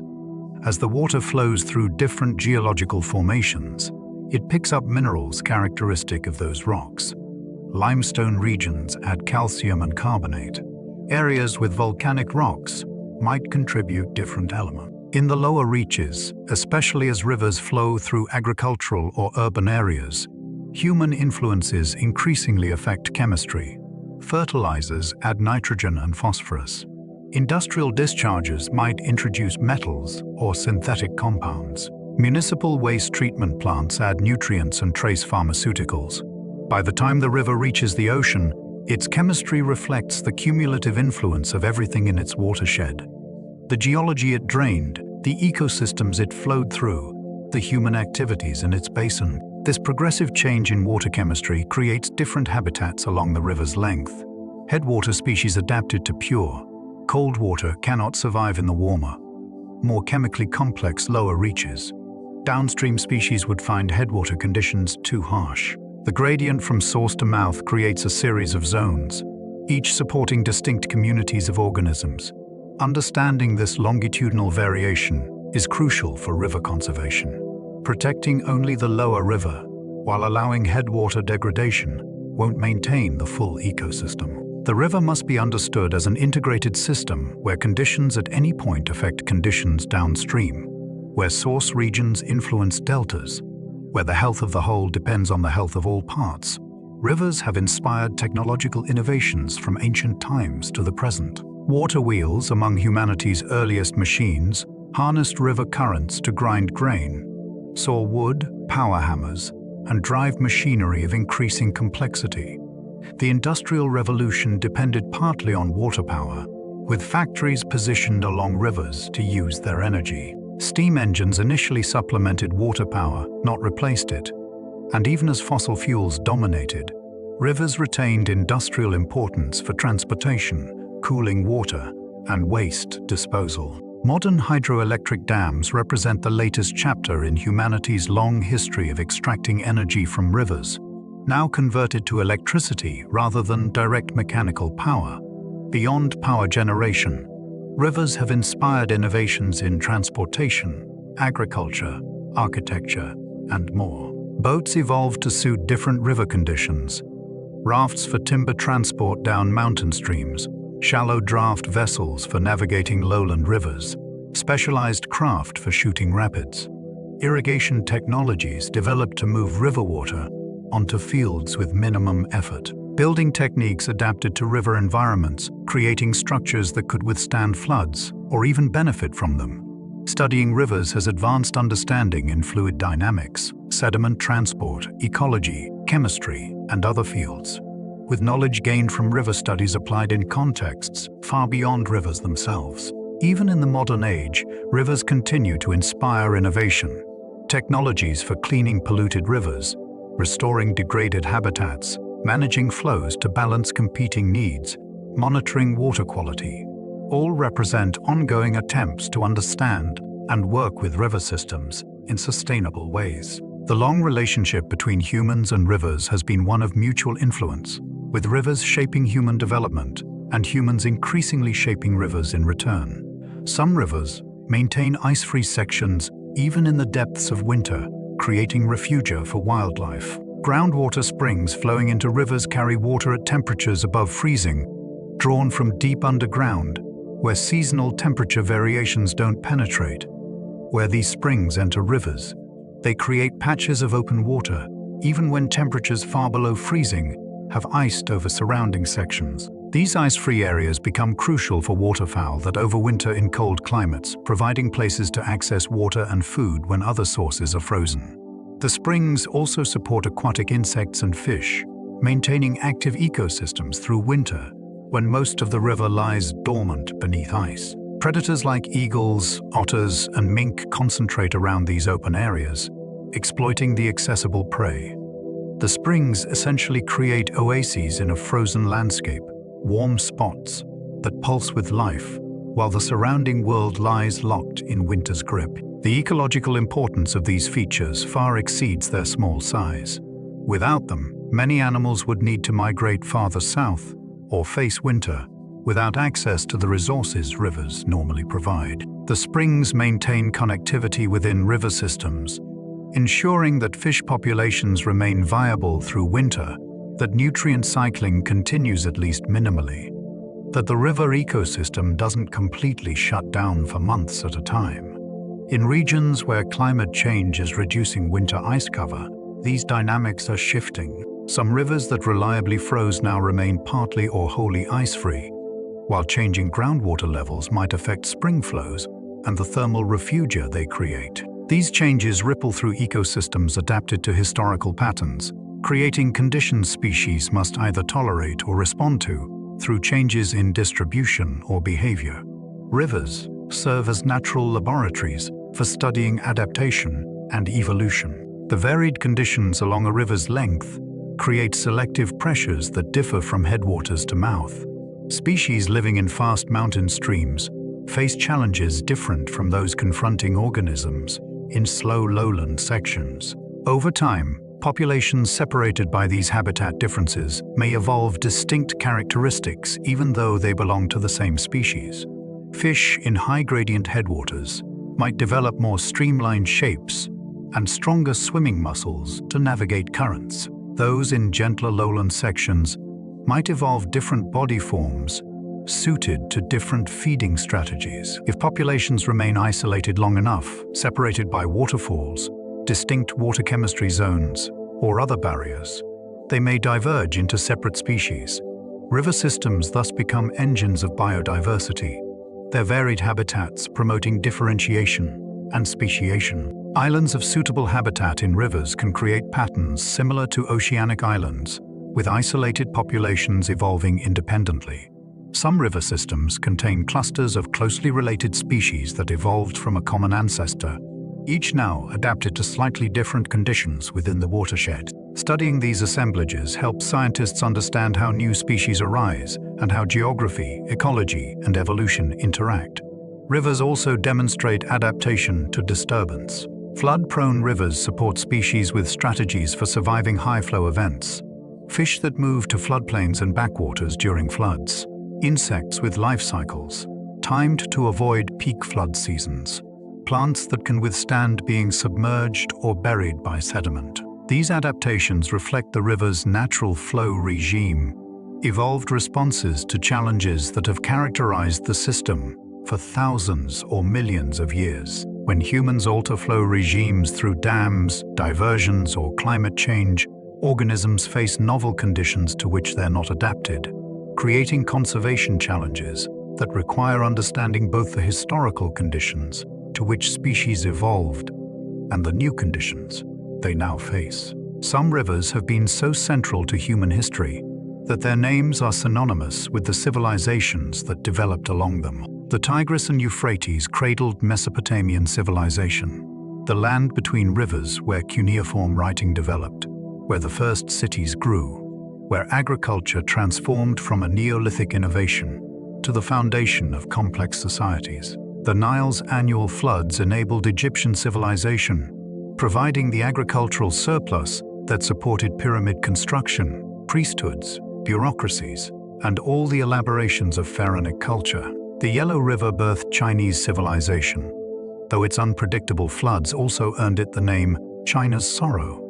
The Indus supported the Harappan civilization, with its remarkably planned cities and still undeciphered script. In each case, the river was not merely a resource the civilization used, but a shaping force that influenced where people settled, how they organized their societies, what technologies they developed, and what challenges they faced. These rivers made civilization possible by providing water and fertile soil, but they also demanded responses: flood control, irrigation, coordination of labor for large public works. Meeting these demands helped drive the development of writing, mathematics, centralized authority, and other features we associate with civilization. The relationship was reciprocal. The civilizations also shaped their rivers, digging canals, building levees, redirecting flows. Over thousands of years, this mutual influence created landscapes that are neither purely natural nor purely artificial, but complex hybrids reflecting long partnership between human ambition and river power. Understanding these ancient relationships between rivers and civilizations provides perspective on current water management challenges. Many modern issues balancing competing water users, managing floods, distributing water fairly, maintaining water quality have roots stretching back to civilization's earliest days, representing perennial challenges that each generation must address anew. Rivers create microhabitats supporting specialized species that might occupy only small portions of the overall system. A patch of gravel, in just the right size range, might be essential spawning habitat for certain fish species. A backwater slough that maintains connection to the main channel only during specific flow ranges might provide crucial rearing habitat for juvenile fish that need slow water but also need access to the main river. Undercut banks, where currents have eroded soil beneath overhanging vegetation, provide shade and shelter favored by some species. Logjams create complex structures with countless small niches where different organisms find the specific conditions they require. The diversity of these microhabitats contributes enormously to overall biodiversity. A river reach that looks relatively homogeneous at large scale might contain dozens or hundreds of distinct microhabitats, each supporting its own assemblage of species. This structural complexity is one reason rivers can be so biologically rich. It is also why habitat degradation can be so damaging. When rivers are simplified, channelized into straight sections with uniform cross-sections, cleared of woody debris, lined with riprap instead of natural banks, microhabitat diversity collapses. Species dependent on specific conditions can't find them in a simplified channel. Biodiversity declines even if water quality remains good and flow continues. River restoration efforts increasingly focus on rebuilding structural complexity, adding back woody debris, recreating meanders, reconnecting floodplains, reintroducing the heterogeneity that characterizes healthy river systems. These efforts recognize that the physical structure of a river, the diversity of its habitats, is as important as chemical water quality or flow regime. Protecting rivers requires maintaining or restoring all these dimensions: good water quality, appropriate flow patterns, and the complex physical structure that provides the diverse habitats, supporting rich biological communities. Some rivers flow through caves in complete darkness for significant portions of their courses. After entering a cave system through a sinkhole or disappearing into a cliff face, the water might travel underground for miles before emerging at a spring. In this lightless zone, the river ecosystem is fundamentally different from surface streams. Photosynthesis cannot occur without light, so there are no aquatic plants. The food web must rely entirely on organic matter washed in from the surface leaves, wood, dissolved organic compounds. Specialized cave-adapted organisms process this imported energy. Cave fish have often lost their eyes and pigmentation, having no need for sight in perpetual darkness. They navigate by sensing water movements and chemical cues. Cave crayfish, amphipods, and isopods show similar adaptations. Many cave organisms have slower metabolisms than their surface relatives, an adaptation to the limited food availability in cave streams. They grow slowly, reproduce infrequently, and live longer. These life history traits make cave species particularly vulnerable to disturbances.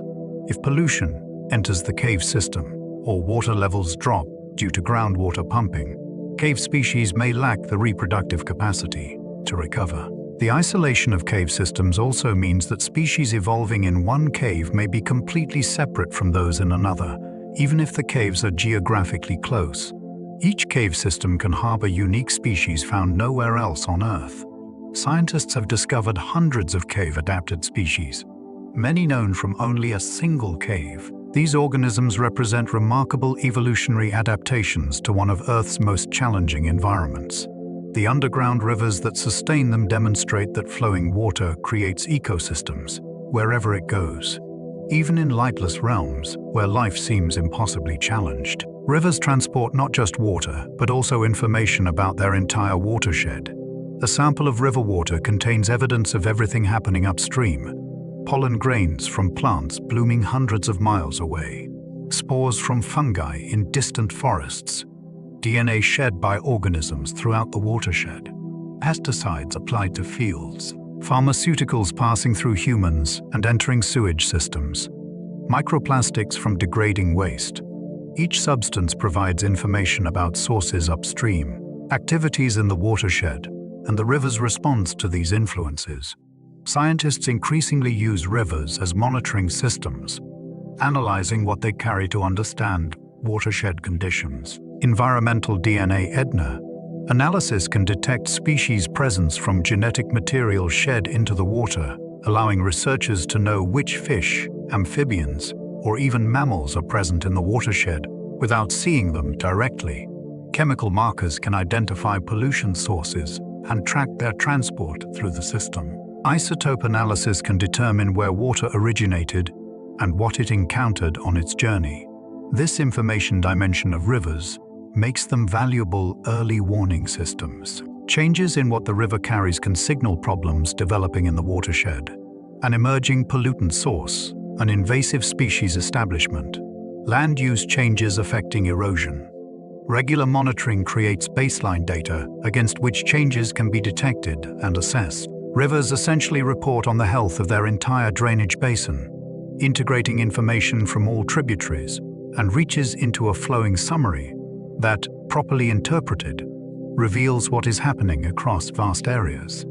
This monitoring role adds to rivers' value beyond their direct services. They become sensors reporting on environmental conditions, information sources helping societies understand and manage the landscapes they drain.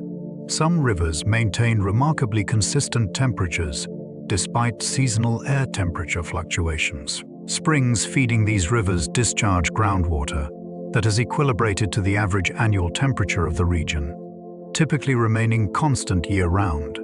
In temperate climates, this might mean water emerging at around 50 degrees Fahrenheit, regardless of whether air temperatures are freezing in winter or sweltering in summer. Rivers fed predominantly by such springs maintain relatively stable temperatures throughout their length, creating environments where temperature-sensitive species can thrive.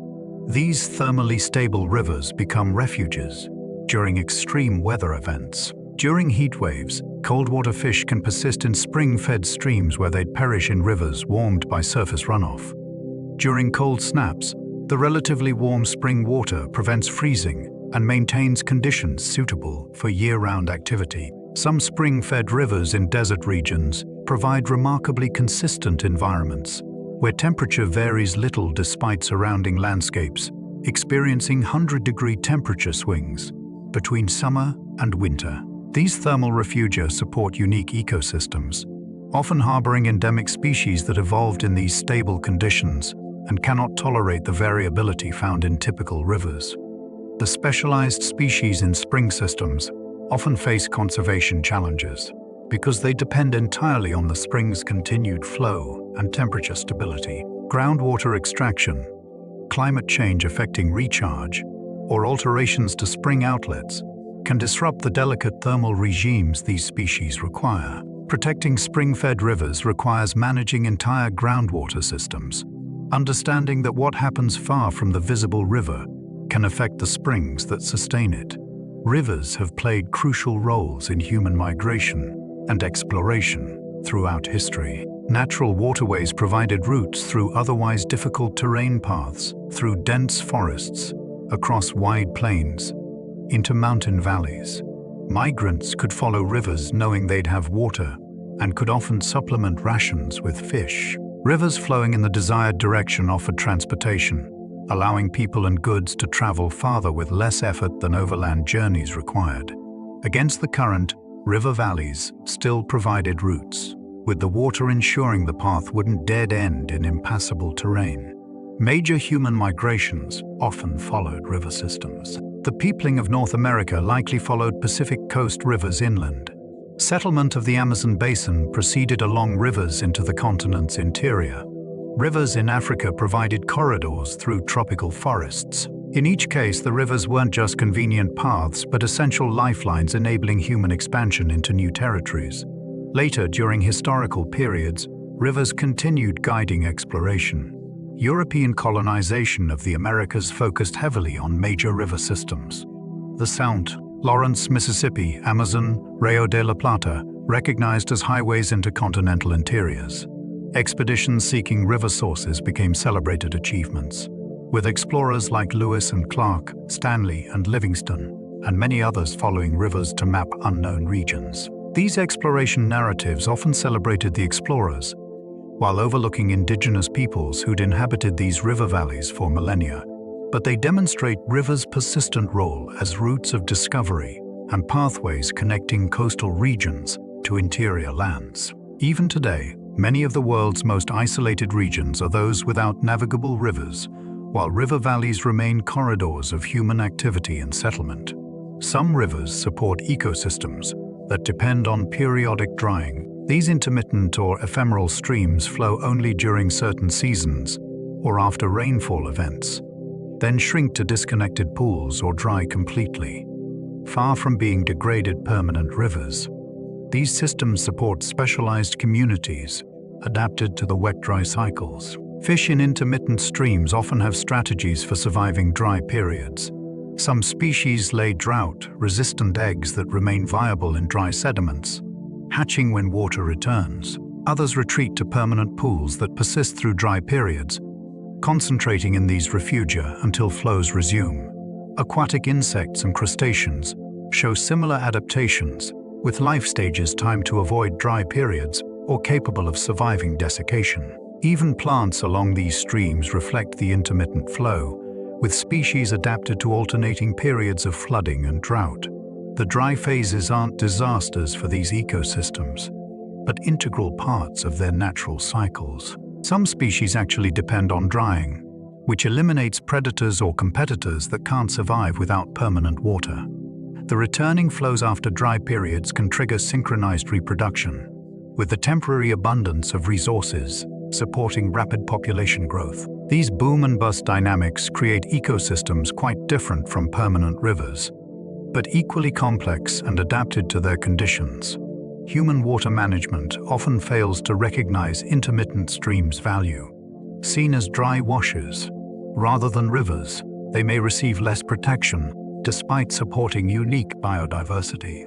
Attempts to make them more productive by impounding water or stabilizing flows can actually degrade them, replacing specialized intermittent stream species with generalist species from permanent waters. Understanding and protecting these systems requires recognizing that ecosystems adapted to variability need that variability maintained, that intermittent flow isn't a problem requiring solution, but a natural regime supporting adapted communities. Rivers accumulate historical records in their sediments that can be read like archives. Each flood deposits a layer of sediment, with characteristics reflecting the flood's magnitude and the watershed conditions when it occurred.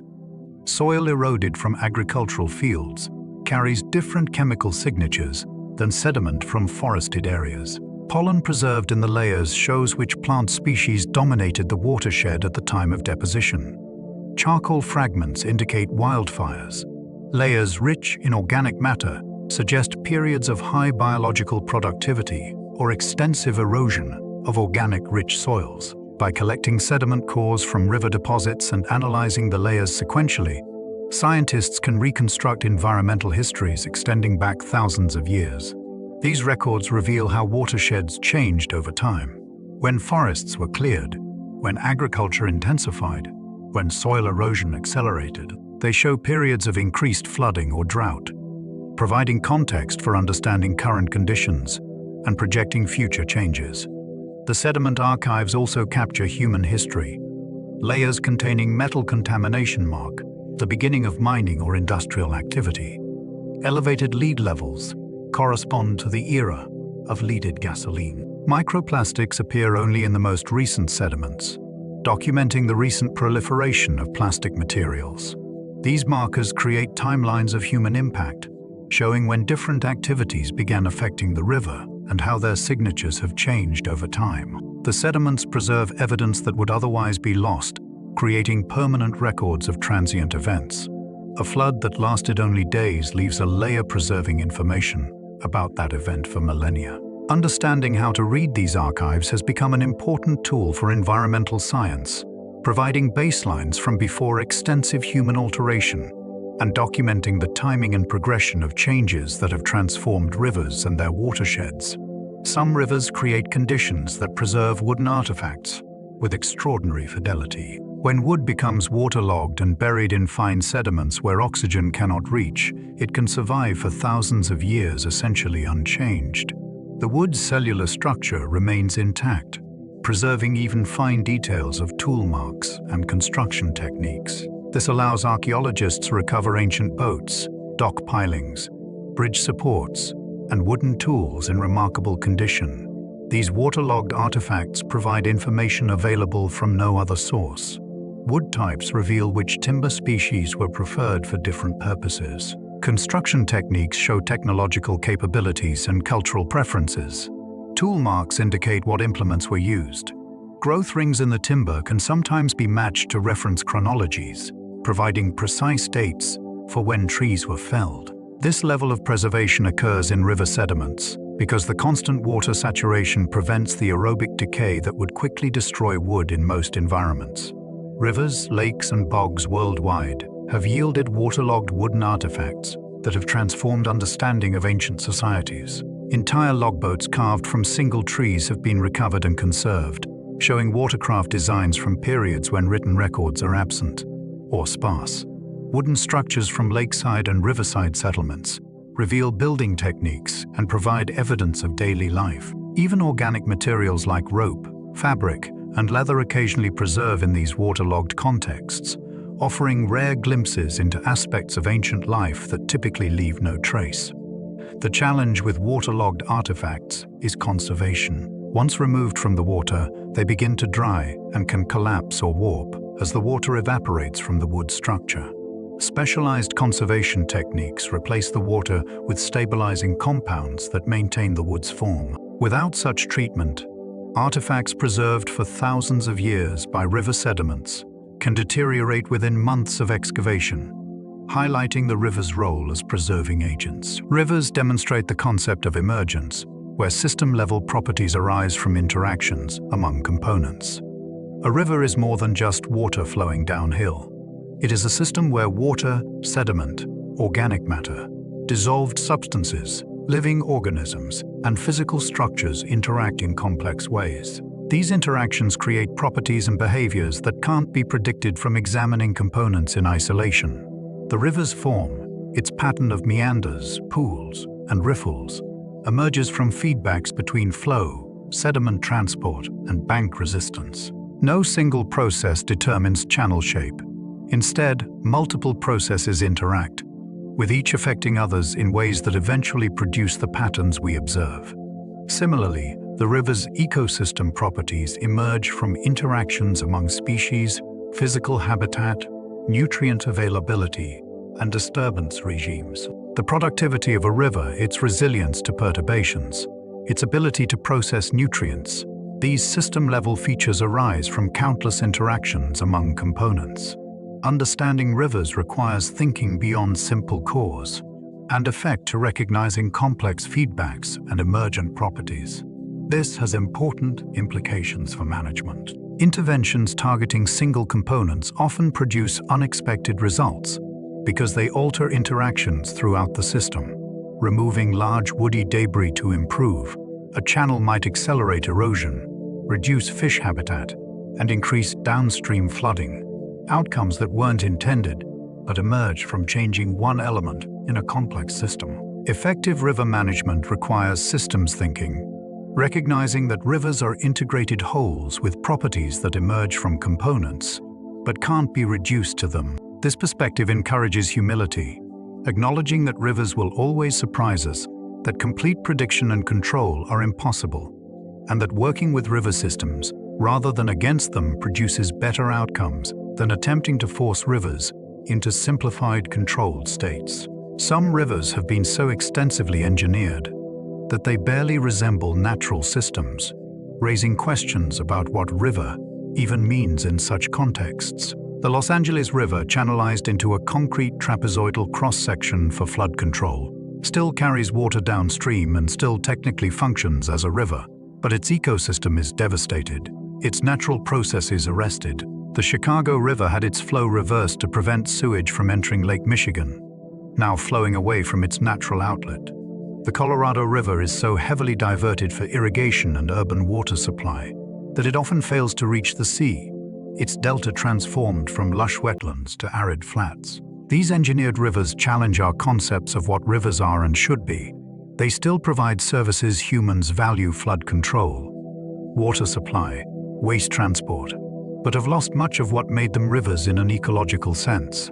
They no longer support natural communities, no longer function as ecological corridors, no longer shape landscapes through natural processes. This has prompted restoration efforts attempting to recover some natural functions even in heavily engineered systems. The Los Angeles River is seeing sections restored with natural bottoms and banks, providing habitat and allowing some natural processes to resume. The Kissimmee River in Florida was famously channelized for flood control in the 1960s, then partially returned to a meandering course in a massive restoration project. Recognizing that the channelization had caused unacceptable environmental damage, these restoration efforts acknowledge that the engineering-focused approach to rivers, viewing them as water conveyance systems to be optimized for narrow purposes, sacrifice too much.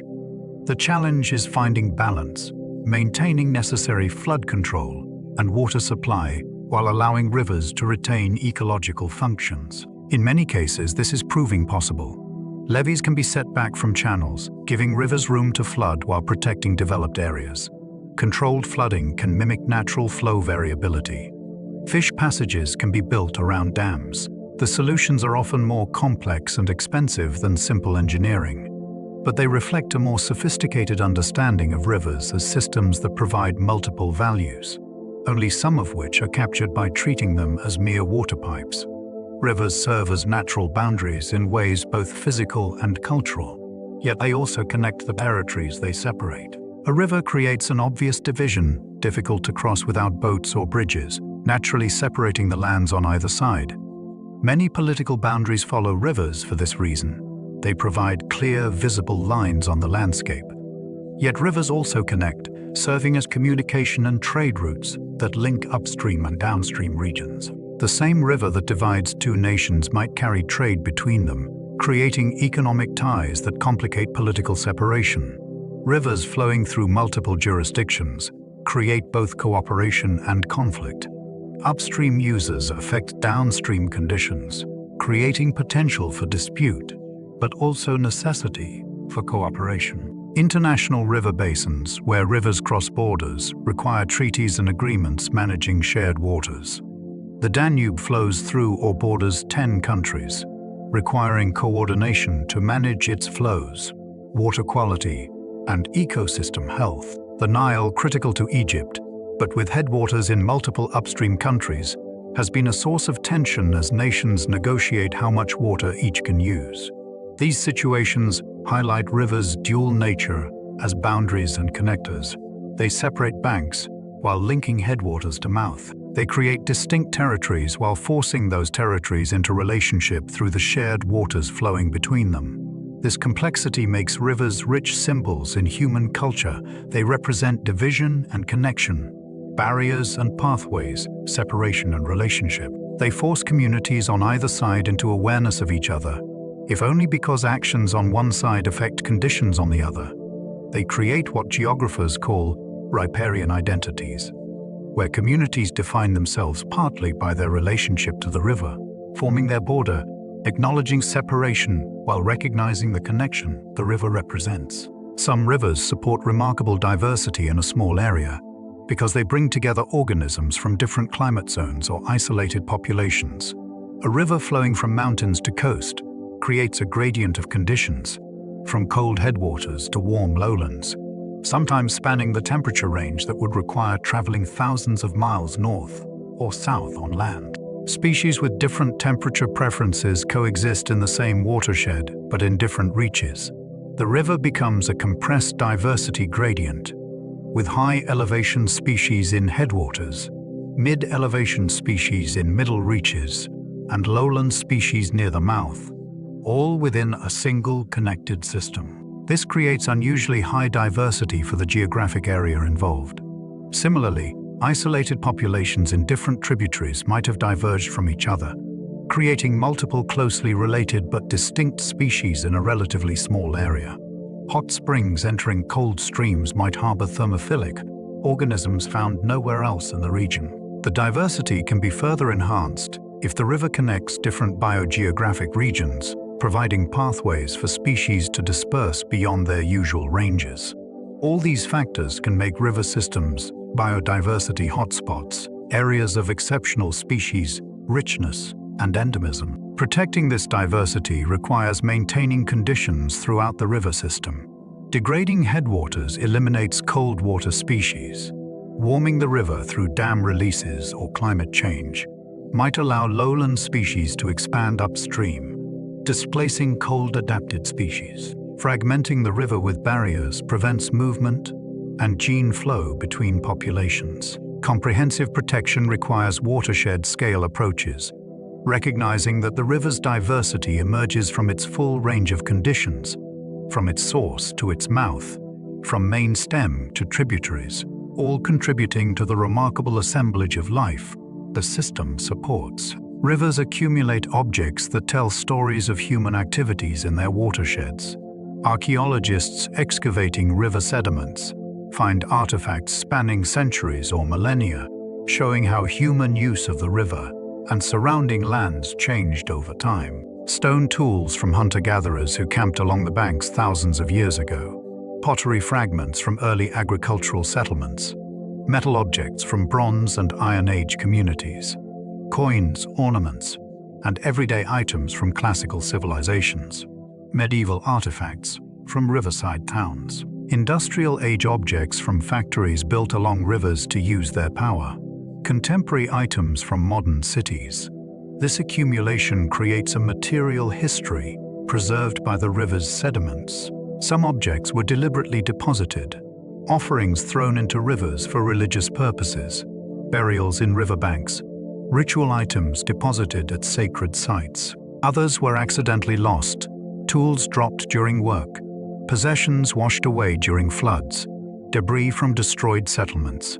Studying this material record reveals economic activities, trade networks, technological changes, and cultural practices. The types of objects found in different layers show what resources people valued, what technologies they possessed, what they imported from distant regions.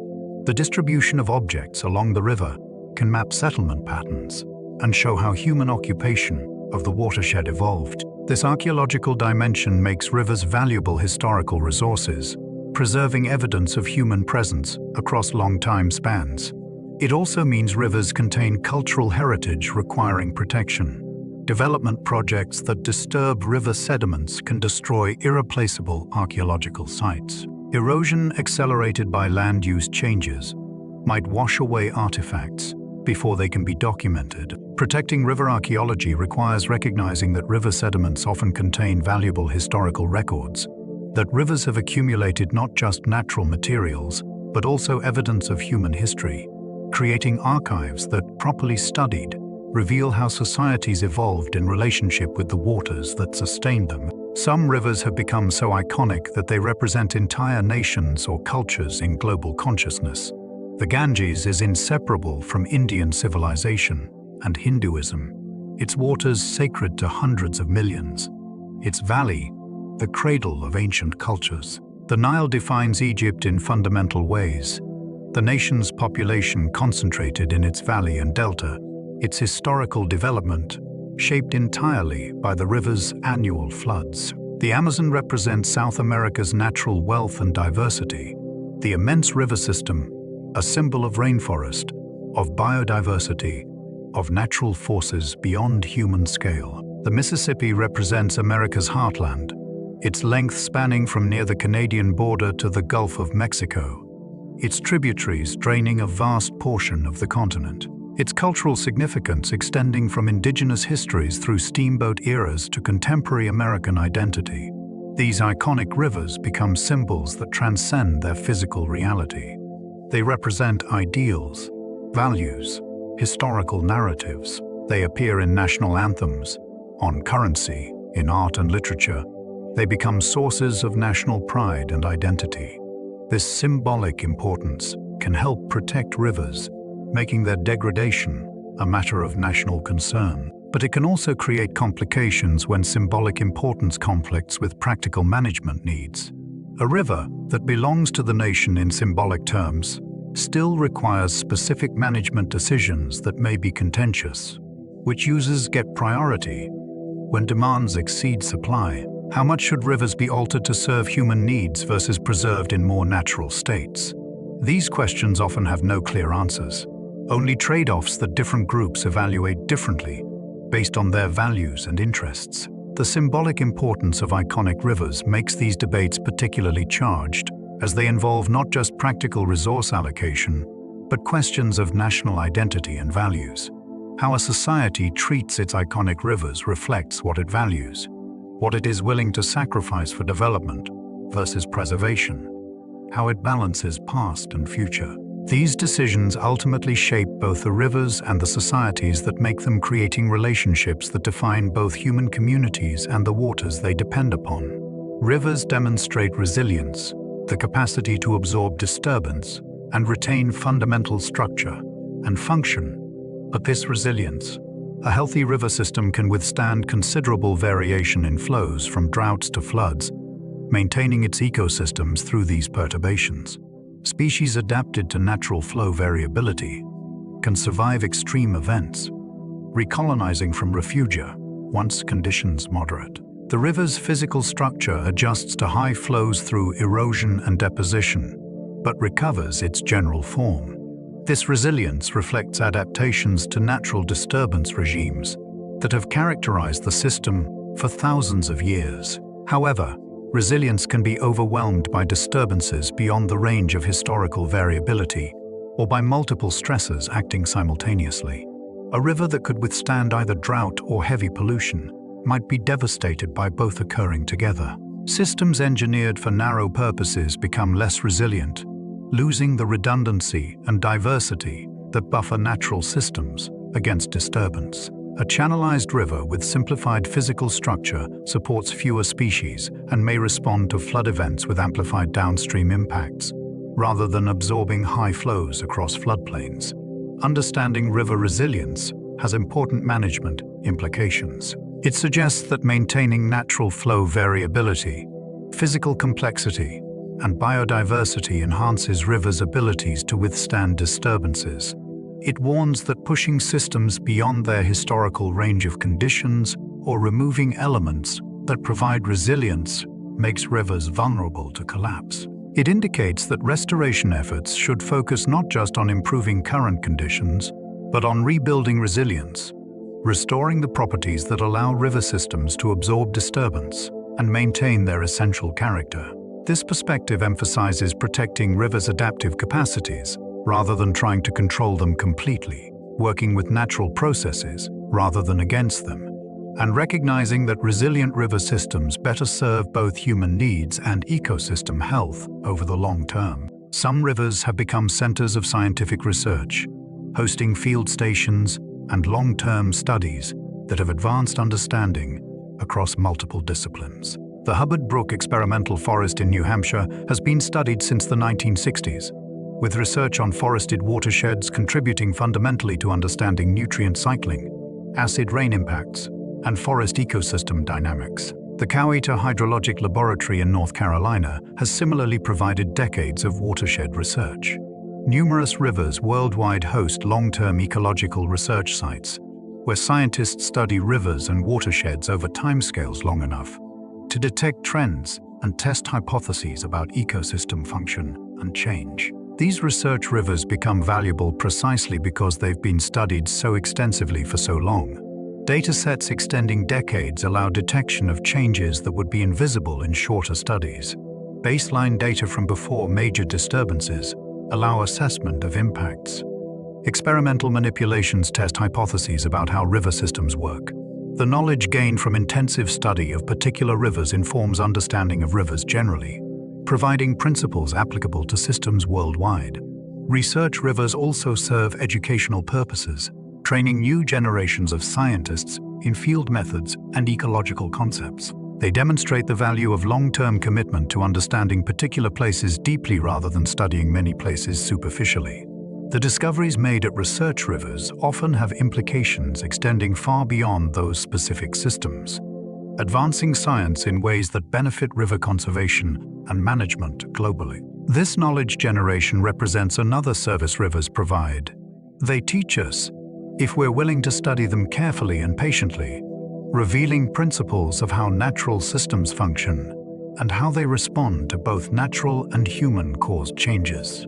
Rivers connect mountains to seas, terrestrial systems to marine systems, creating pathways for material and energy flow between realms that seem entirely separate. The salmon returning from ocean to river, bringing marine-derived nutrients into freshwater and terrestrial ecosystems, embodies this connection. But the flow goes both ways. Rivers transport terrestrial materials to the ocean sediments that build deltas and continental shelves, nutrients that support coastal productivity, organic matter that feeds marine food webs. Coastal waters near river mouths often exhibit enhanced productivity compared to offshore areas, reflecting nutrient subsidies from land. These land-sea connections mean that activities far inland can affect marine ecosystems, and conversely, oceanic conditions can influence terrestrial systems through migrating species and atmospheric processes. Deforestation in mountain headwaters increases sediment delivery to coastal waters, potentially affecting coral reefs or seagrass beds thousands of miles away. Overfishing of migratory species in the ocean affects nutrients returned to rivers and terrestrial ecosystems. Dam construction that blocks fish migrations disrupts these material cycles. These connections highlight that ecosystem boundaries are often artificial distinctions humans impose on continuous systems. The river doesn't recognize separation between terrestrial and aquatic, freshwater and marine. It connects them all, creating integrated systems where distant components affect each other in ways that become apparent only when we expand our perspective to watershed and even continental scales. Understanding and managing these connected systems requires thinking beyond individual ecosystems to recognizing the flows and connections that link them. Acknowledging that protecting any component requires considering the entire system it is part of, that river conservation is inseparable from watershed conservation, coastal conservation, and even ocean conservation. Some rivers flow through landscapes that have changed more dramatically than the rivers themselves over human timescales. The Thames flows through London, past a landscape utterly transformed, forests cleared thousands of years ago, marshes drained and filled, hills terraced and built upon. The river itself confined between embankments, bridged dozens of times, its tributaries buried in pipes beneath streets. Yet, despite all this change, the Thames still flows from its source to the sea, still responds to rainfall in its watershed, still supports fish and birds, still functions as a river, despite the dramatic transformation of its surroundings.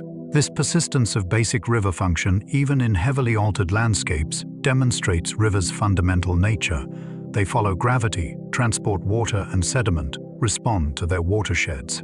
These basic processes continue even when human activities heavily modify the details. This resilience has allowed rivers to remain recognizable despite millennia of human alteration.